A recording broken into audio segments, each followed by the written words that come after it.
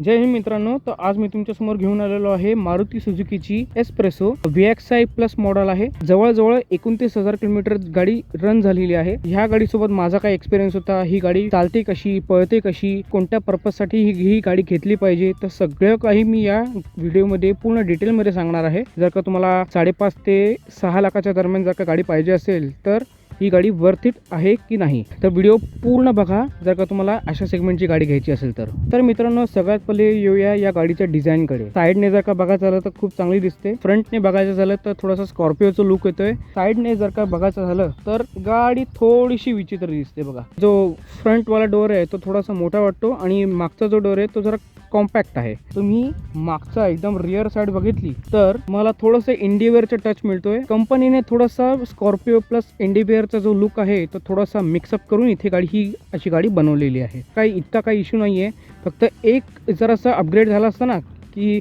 हा जो इकडे जो लोगो दिसतोय त्याच्याऐवजी एका स्टेपनी टायर इथे असता तर लुक्स जे आहेत ते थोडेसे एनहान्स झाले असते। ही गाडी आहे VXI प्लस।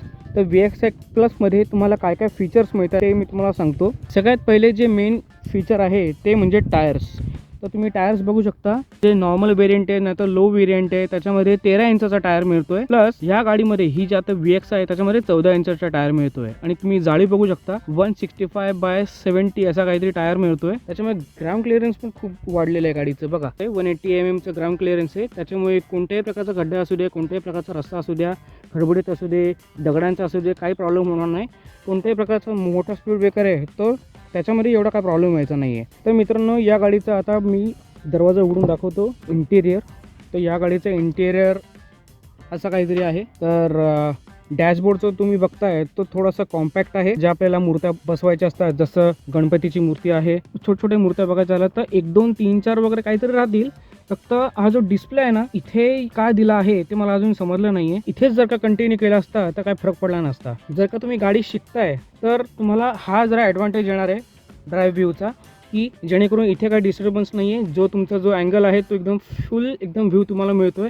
आणि बघायला झालं तर बंपर सुद्धा आरामात दिसत आहे गाडीचं, त्यामुळे जो नवीन शिकणार आहे तो या गाडीला इझिली चालवेल। बाकी मित्रांनो, तुम्ही आता डॅशबोर्ड बघू शकता, सगळं काही बघू शकता। मी मागे बसलेलो आहे। स्टेअरिंगचं डिझाईन आहे ते असं काहीतरी मिळतंय, जे एकदम ओके स्टाईल आहे, काय प्रॉब्लेम नाही आहे। हॉर्न जरासं हार्ड आहे पण ठीक आहे, काय हरकत नाही। बाकी तुम्ही बघू शकता, सगळ्यात मोठं फीचर या गाडीमध्ये हा टचस्क्रीन आहे। 7 इंचाचा हा डिस्प्ले दिलेला आहे, LCD डिस्प्ले आहे, जो नेव्हिगेशनसाठी, नाहीतर जर का तुम्हाला थोडंसं गाणी वगैरे ऐकायची असेल, व्हिडिओ बघायचे असेल तर तुम्ही याच्यामध्ये आरामात बघू शकता।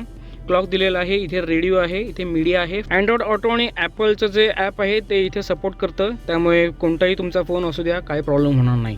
मी असं केलं तर इथे आपल्याला गाडीची रेंज प्लस मायलेजसुद्धा बघायला मिळतोय। तर तुम्ही बघू शकता, करंटली मला मायलेज 14.7चा मिळतोय। उन्हाळ्याचे दिवस असले तर हा इतकाच मायलेज मिळून जातो आणि जास्तीत जास्त या गाडीचा मायलेज आहे 24 ते 25 किलोमीटर पर लिटर। तर हा जो डिस्प्ले आहे त्याच्यामध्ये आपल्याला रेंजसुद्धा बघायला मिळते। तर मी तुम्हाला टॉगल करून दाखवतो की याच्यात काय काय आहे। गाडीची रीडिंग आहे ती जवळजवळ आता 29,000 किलोमीटर क्रॉस करणार आहे।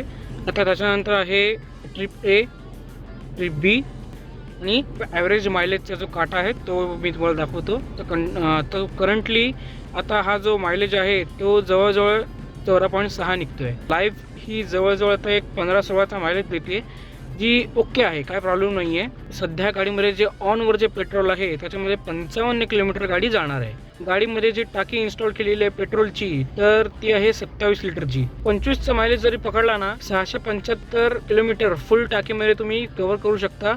आणि जर का तुम्हाला सेफमध्ये जायचं आहे तर 500 ते 600 किलोमीटरची या गाडीची नॉर्मली हिवाळ्यामध्ये रेंज निघते। बाकी बघायचं झालं तर खूप ठिकाणी मायलेज कमी जास्त होऊ शकतो, तर त्या हिशोबाने जर का तुम्हाला एकदम फिक्समध्ये पाहिजे असेल तर 400ची रेंज आहे। बाकी मित्रांनो, ही जी स्टेअरिंग आहे त्याची क्वालिटी आहे ती खूप चांगली आहे, काय प्रॉब्लेम नाही आहे।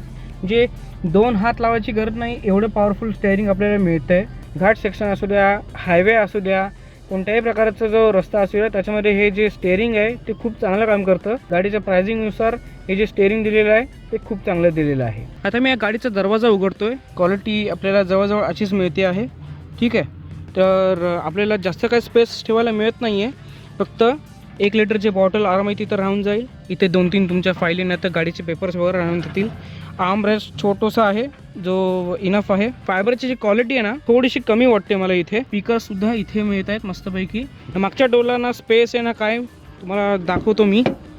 मागच्या डोरला असं काही नाही, थोडंसं आर्म रेस्ट थोडंसं इथे मिळेल. टॉप मॉडेल असून सुद्धा या मागच्या डोरला पॉवर विंडोज मिळालेल्या नाही आहेत. ते मला अजून काय समजलं नाही. स्पीकर्स वगैरे दिलेले नाही आहेत, स्टोरेज वगैरे काही दिलेलं नाही आहे. त्यामुळे मला असं वाटतं की इथे थोडंसं काहीतरी इम्प्रोव्हायझेशनची गरज होती. आता येऊया गाडीच्या इंजिनकडे. तर इंजिन बे तुम्ही बघू शकता ठीकठाक स्पेशियस आहे, काय प्रॉब्लेम नाही आहे. जे इंजिन आहे त्याच्याबद्दल मी तुम्हाला जराशी माहिती देतो. 998 सीसीचं लिक्विड कूल्ड इंजिन आहे. 3 सिलेंडर इंजिन आहे, 4 व्हॅल्व्स आहेत आणि बघायचं झालं तर परफॉर्मन्स या गाडीचा ॲक्च्युअली चांगला आहे, काय प्रॉब्लेम नाही आहे. बाकी पिकअप वगैरे जर का तुम्हाला थोडीशी मजा घ्यायची असेल तर ही गाडी आणि हे इंजिन बेस्ट कॉम्बिनेशन आहे असं मी म्हणेन. या गाडीचा जो स्मूथनेस आहे, रिफाइनमेंट आहे ती ठीकठाक आहे. फक्त या गाडीचा जो क्लच आहे ना तो थोडासा हार्ड आहे, स्मूथ पण नाही आहे आणि हार्ड सुद्धा नाही आहे. बाकी नॉर्मल जर का तुम्ही चालवताय रस्त्यावर तर एवढा काय प्रॉब्लेम नाही आहे. जर का तुम्ही बंपर टू बंपर ट्रॅफिकमध्ये अडकलात तर जरासं पुढे मागे जास्त व्हायला ना थोडंसं क्लचमध्ये एफर्ट्स लागतात.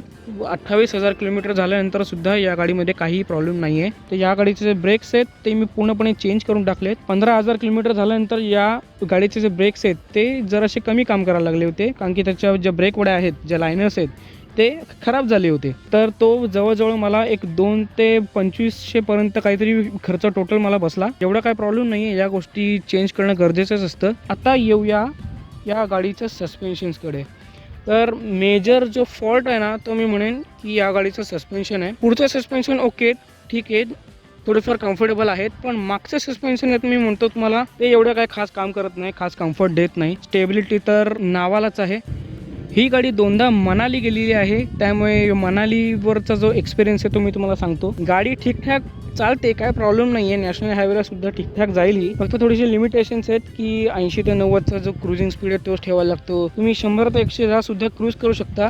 फक्त कम्फर्ट आहे ना तो या गाडीमध्ये नाही आहे. कम्फर्ट फक्त जास्तीत जास्त तुम्ही कुठे मिळवू शकता, एकदम प्लेन रोड्सना, ते पण एक 400 ते 500 किलोमीटरपर्यंत. जर का तुम्हाला थोडंसं कम्फर्ट पाहिजे असेल तर वॅगनरकडे जाऊ शकता. त्याच्यामध्ये थोडासा स्पेससुद्धा आणि जास्त फीचर्ससुद्धा मिळतात. पुढचा जो फीचर्स आहे तर तो हा आहे. जो मिरर्स आहेत ते आतमधून तुम्ही ॲडजस्ट करू शकता आणि चांगल्या क्वालिटीचे मिरर दिलेले आहेत. स्टाईलसुद्धा खूप चांगली आहे, काय प्रॉब्लेम नाही आहे. या मिररला 2-3 गाड्या टच होऊन गेलेल्या आहेत, त्यामुळे मिरर काही डॅमेज झालेलं नाही. फक्त पेंट तुम्ही बघू शकता, पेंट थोडंसं डॅमेज झालेलं आहे. बाकी कोणत्याही प्रकारचा नुकसान या गाडीमध्ये झालेलं नाही आहे. पुढचा फीचर आहे तो म्हणजे पॉवर विंडोज. तर पॉवर विंडोजचं बटन तुम्ही बघू शकता, हजार्ड लाईटच्या दोन्ही बाजूला आहे. गाडी टॉप मॉडेल आहे, पॉवर विंडोज सुद्धा दिलेले आहेत. पुढेच फक्त पॉवर विंडो मिळत आहेत आपल्याला. होल्ड करून पुढे नाहीतर मागे वगैरे म्हणजे क्लोज ओपन वगैरे सगळं करण्याचा फीचर आहे. ऑटो मोडो नाही आहे की एक बटनवर असं काही होत नाही, तुम्हाला होल्ड करून ठेवावं लागतं.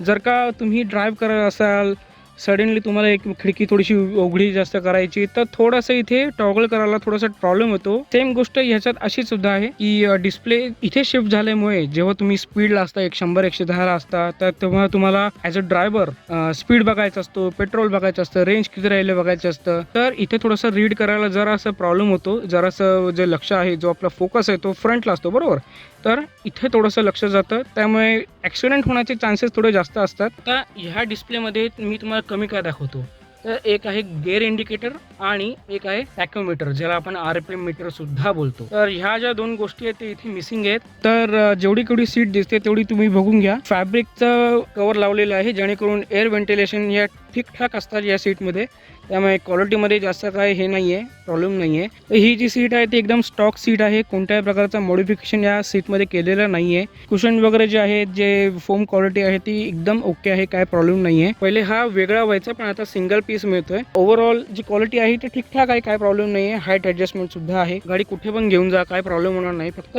कम्फर्टचे थोडंसं कॉम्प्रोमाइज करायला लागेल, बाकी गाडी कुठेही जायला तयार आहे. तर मित्रांनो फ्रंट सीटला थोडीशी जागा आहे, जो 6 फुटी जर का असेल तरी सुद्धा त्याला नीट थोडंसं ॲडजस्ट करून का होईना बसता येईल.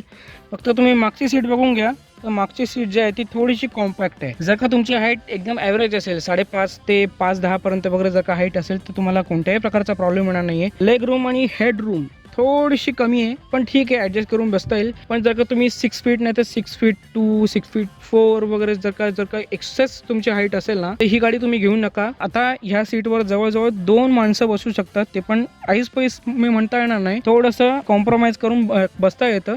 बाकी जर का तुम्हाला एकदम मिडलला तिसरा बसवायचा असेल तर छोट्या पोराला बसवू शकता, नाहीतर जो हट्टाखट्टा माणूस आहे ते जर का मागे 3 बसवायचे तर नाही बसणार. आता हे तुम्ही बघू शकता की रेक्झिनचं कव्हर आहे, त्याच्यामध्ये थोडंसं एक्स्ट्रा कुशनिंग आहे म्हणून मी ते राहून दिलं तसंच. बाकी मी इकडचं काढून टाकलं, कारण की इकडे ना थोडंसं सीट गरम होत असल्याने ना थोडं अनकम्फर्टेबल फील होतं. बाकी आता ही बाबांची गाडी आहे त्यामुळे हे राहून दिलेलं आहे, बाबांना हे हवं होतं म्हणून तो ठेवून दिलं. तर मित्रांनो आता मी तुम्हाला दाखवतो की या गाडीची डिक्की कशी आहे, बूट स्पेस किती आहे. तर जवळजवळ एक 300 ते 320 लिटर्सपर्यंत तुम्हाला बूट स्पेस मिळून जातोय. टॉप मॉडेलमध्ये हा जो ट्रे आहे तो तुम्हाला मिळतोय. ही नॉन CNG गाडी आहे, प्युअर पेट्रोल गाडी आहे, त्यामुळे एवढा जो स्पेस आहे तो आम्हाला मिळून गेला. तर आता मी तुम्हाला अंदाजे सांगतो की एक मोठी सूटकेस एक आडवी जर का ठेवली तर राहून जाईल, आणि जर का तुम्हाला 2 ठेवायचे तर 2 उभ्या, हा ट्रे हटवून 2 उभ्या मस्तपैकी राहून जातील सूटकेस. आणि तुमचं जे डीमार्टचे जे 2-3 महिन्याचं सामान आहे ते आरामात या गाडीमध्ये घुसून जाणार आहे. नॉर्मल पर्पजसाठी हे खूप चांगलं आहे, पण जर का तुम्हाला एकदम लॉंग टूरला फुल हेवी लगेज जर का भरायचं असेल तर हा जो स्पेस आहे तो इनफ नाही आहे. पण जर का तुम्ही 2 जणच असाल आणि लॉंग टूरला जायचं असेल तर इझिली आपण ही सीट रिमूव्ह करून आता खालती झोपवून आरामात 450 ते 500 लिटरपर्यंत स्पेस, जो बूट स्पेस असतो तो आपण मिळवू शकतो. त्यामुळे 2-4 प्रकारचे जे सूटकेस आहेत ते असं 500च्या हिशोबाने आपण टाकू शकतो, काही प्रॉब्लेम होणार नाही. आता ह्या गाडीचा जो क्रुझिंग स्पीड आहे तो मी तुम्हाला सांगण्याच्या आधी पहिले या गाडीचा टॉप स्पीड मी तुम्हाला सांगतो. तर 140च्या दरम्यान काहीतरी याचा टॉप स्पीड आहे. मी एवढा काय ट्राय केला नाही, मी 130+ काहीतरी थोडासा गेलेलो होतो नॅशनल हायवेवर, पण त्याच्या पुढे गाडी जाम अनस्टेबल होत होती म्हणून मी गाडी कंट्रोल करून कमी स्पीडला आणली. जर का तुम्हाला चांगला क्रूज करायचा असेल नॅशनल हायवेला तर 100 ते 110 जास्तीत जास्त 115, त्याच्या पुढे जर का गाडी नेली तर मायलेज तर ड्रॉप होणारच आहे, प्लस गाडी थोडीशी अनस्टेबल फील होते, कारण की ऑलरेडी या गाडीचं वजन फक्त आणि फक्त 735 किलो आहे. तर कमी वजन असल्या कारणाने गाडी थोडी अनस्टेबल होते हायर स्पीड्सना. नॉर्मल जे जर का तुम्ही चालवताय 80-90 वगैरे तर त्या स्पीडला तुम्हाला मायलेज पण मिळून जाणार आहे, आणि 90चा स्पीड जो आहे तो नॅशनल हायवेसाठी मिनिमम का होईना पण इनफ आहे. आता येऊया गाडीचे हेडलाईट्सवर. तर हेडलाईट्सची डिझाईन तुम्ही बघू शकता. या डिझाईनवरून मला स्कॉर्पिओची आठवण येते. त्याची ओव्हरऑल जी फ्रंटची जी डिझाईन आहे ती स्कॉर्पिओसारखी थोडी दिसते. आता हेडलाईट जो आहे साध्या सिटीमध्ये, गावामध्ये, स्टेट हायवेज जे असतील त्याला ओके काम करतो, काय प्रॉब्लेम नाही आहे. पण नॅशनल हायवेला ना याचा विजन जो आहे तो थोडा कमी पडतो असं मला वाटतं कधी. तर म्हणूनच मी मस्तपैकी LED टाकून घेतलेले आहेत. तुम्हाला दिसत असेल तर ठीक आहे. टर्न इंडिकेटर्स आहेत, पायलट लॅम्प्स आहेत, ते सगळे हॅलोजनच आहेत. आता बोलूया गाडीच्या AC बद्दल. छोटीशी केबिन असल्या कारणाने फ्रंटलाच फक्त जे वेंट्स आहेत ते आहेत 4च्या 4. ACचा परफॉर्मन्स आहे ते मी तुम्हाला सांगतो. फ्रंट सीट्सना खूप चांगलं व्हेंटिलेशन मिळतं. सेम स्पीडला मागचं जे एरिया आहे त्याच्यामध्ये थोडंसं कमी आपल्याला हवा वगैरे लागते, थोडं व्हेंटिलेशन आहे ते थोडंसं कमी मिळतं. समोरचे जे माणसं आहेत ते मस्तपैकी गाठून जातात, पण मागे जास्त काय हवा लागत नाही. छोटी केबिन असून सुद्धा 4 वेंट्स प्रॉपर असून सुद्धा AC एवढा पॉवरफुल का नाही आहे. मी सगळं AC फिल्टर वगैरे सगळं मी क्लीन करून बघितलं, सगळं मी चेंज करून बघितलं, तरीसुद्धा ACचा जो परफॉर्मन्स आहे तो एवढा काय खास नाही आहे. रिअर साईडला कंपनीने थोडा खर्च केला असताना तर मागे जे AC वेंट्स असतात ते दिलं असते तर ठीकठाक झालं असतं असं मला वाटतं. सेफ्टीच्या हिशोबाने आता मारुती सगळ्यांनाच माहिती आहे की टिन कॅन आहे, पण त्यातल्या त्यात जरा जो सेफ्टी आहे ती आपल्याला एअरबॅग्स थ्रू मिळते. नॉर्मली याच्यामध्ये असतो, आणि ज्याला आपण ग्लव्ह कंपार्टमेंट म्हणतो तर तो वरती असायचा, तो वरती नसून आता खालती लिहिलेला आहे, आणि तिकडे एअरबॅग बसवलेले आहेत. पार्ट्स क्वालिटी जर का बघायचं झालं तर पार्ट्स क्वालिटी ओके आहे, काय प्रॉब्लेम नाही. जेव्हा तुम्ही टच करता, फील करता तेव्हा हार्ड फायबर यूज केलेलं आहे असं मला वाटतं. तर पत्राच्या हिशोबाने मी तुम्हाला सांगतो की आता जी नवीन स्विफ्ट निघाली ना त्याच्यामध्ये जो पत्रा आहे तो एकदम पातळ वाटतो आहे, पण ह्याच्यामध्ये जो पत्रा आहे तो ओके काम केलेला आहे, म्हणजे ठीकठाक हार्ड बनवलेला आहे की जेणेकरून जे छोटे मोठे जे इम्पॅक्ट्स आहेत त्याच्यामध्ये गाडी झेलून जाईल. बाकी हायर इम्पॅक्ट्सना गाडी काय काम करत नाही आहे, गाडी जेवढी काय सेफ्टी प्रोव्हाइड करत नाही आहे. या गाडीचा जो रोड प्रेझेन्स आहे तो खूप चांगला आहे. एकदा गाडी मस्तपैकी धुतली, चकाचक केली ना आणि रोडवर काढली तर खूप लोक मागे वळून बघतात या कलरसाठी स्पेशली. आणि जिकडे कुठे आम्ही थांबू तिकडे आम्हाला कित्येक वेळेला लोकांनी विचारलेलं की बाबा कोणती गाडी आहे, कशी चालते, काय आहे, किती मायलेज देते वगैरे. तर या सगळ्या गोष्टी आम्हाला अनुभवायला मिळाल्या. टॅक्सीमध्ये या गाडीमध्ये खूप नंबर्स आहेत. जर का तुम्हाला कम्फर्ट पाहिजे असेल, जर का तुम्हाला ऑलराऊंडर गाडी पाहिजे असेल तर ही गाडी नाही आहे. तुम्हाला जर का मजेसाठी गाडी घ्यायची असेल, विकेंड राईड्स करत असाल, जास्तीत जास्त 200 ते 300 किलोमीटरपर्यंत तुम्ही जर का गाडी रन करताय तर ठीक आहे, ही गाडी चांगली आहे, काय प्रॉब्लेम नाही. आता एकच लास्ट पॉईंट फक्त मी तुम्हाला सांगतो की जर का तुम्हाला सिटी पर्पजसाठी आणि जर का तुम्ही मुंबईला अपडाऊन करता, ऑफिस वगैरे जाता तर कॉलेजला जाता, क्लिअरली सांगेन की ही गाडी ओके आहे, काय प्रॉब्लेम नाही आहे, ठीकठाक कम्फर्ट मिळून जातो मुंबईच्या रस्त्यांवर. त्या पर्पजसाठी गाडी घ्यायची असेल मुंबईला जायला तर ऑटोमॅटिक घ्या, ते पण TC व्हर्जन घ्या. त्याच्यामध्ये मायलेज चांगला मिळतो, स्मूथनेस सुद्धा खूप जास्त चांगला मिळतो.